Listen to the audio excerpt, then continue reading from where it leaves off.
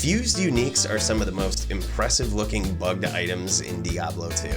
But how were they created and where did they come from? We're going to answer those questions and many more today. If you're a fan of D2 history, consider hitting that subscribe button and let's dive in as we talk about the history of fused items in Diablo 2.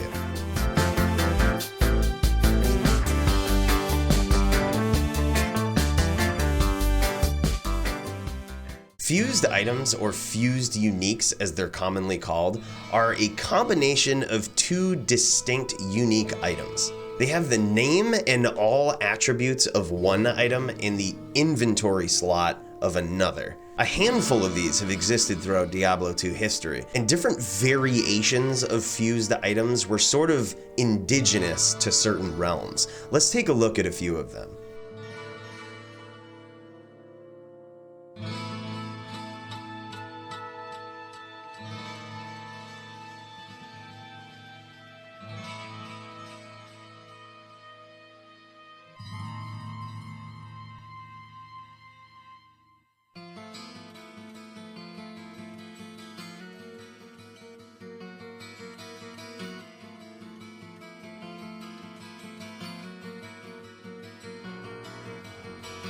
It's easy to get these items confused with some of the more common hacked items such as Occy Rings or Wizspike Rings.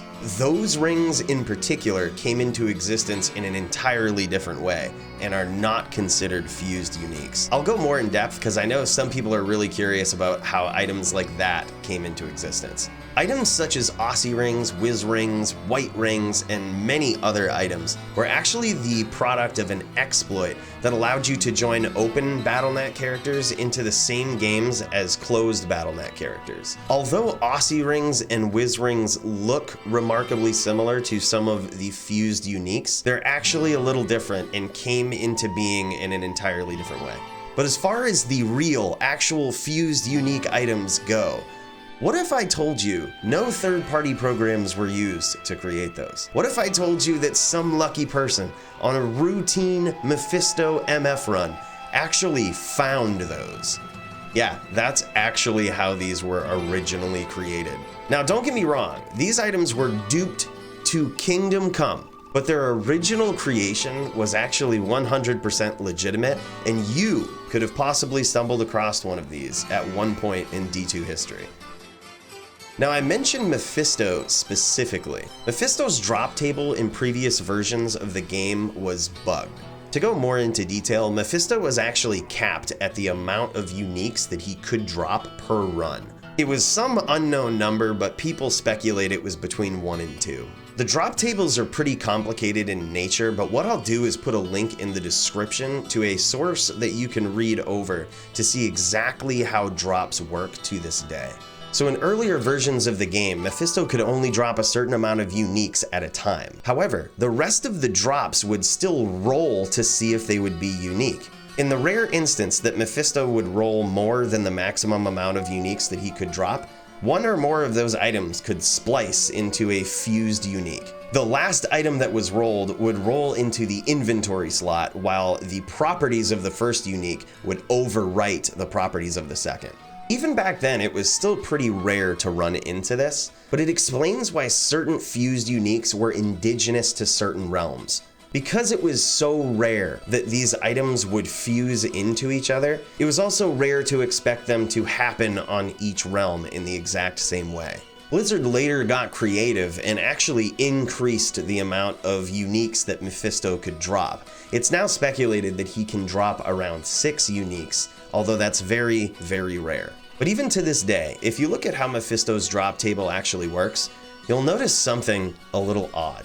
Now, I hate to cause any unnecessary panic and make people jump on D2 and start doing Mephisto runs right away, but some people theorize that the fusion of unique items to this day is still possible.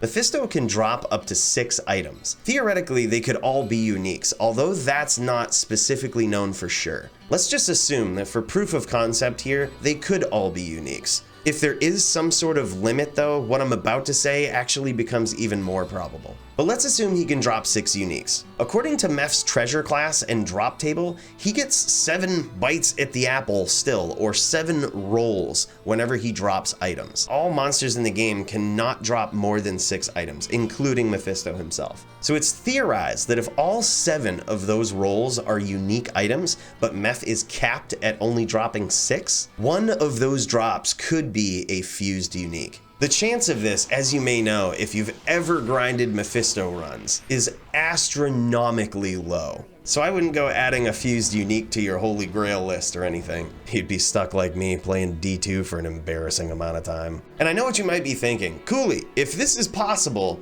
then how come all of the bots that MF all the time on Battle.net have not found any fused items? Most bots aren't programmed to look for the attributes that would spawn on a fused item. Most standard Cole bots, if they're picking up a standard set of Mage Fist gauntlets, might be looking for one thing in particular. They might be looking for the fact that those gauntlets are 30% enhanced defense. If they're not, it will just sell them to Jamela. How many of your bots are actually picking up a unique field plate to look at the attributes on it? The bot just wouldn't pick up certain uniques that might be fused. If it is still possible today, it's likely that a fused item would not even be picked up. All I know for sure is that the next time I see Mephisto drop a shit ton of uniques, I will be identifying every single one of them. I hope you find the history behind these fused items as interesting as I did when I first learned about them. I appreciate everybody's constructive feedback on these history videos, and I also appreciate your suggestions of things to look at in the future. So don't hesitate to do that in the comments down below. Thank you guys so much for watching, and I'll catch you in the next video.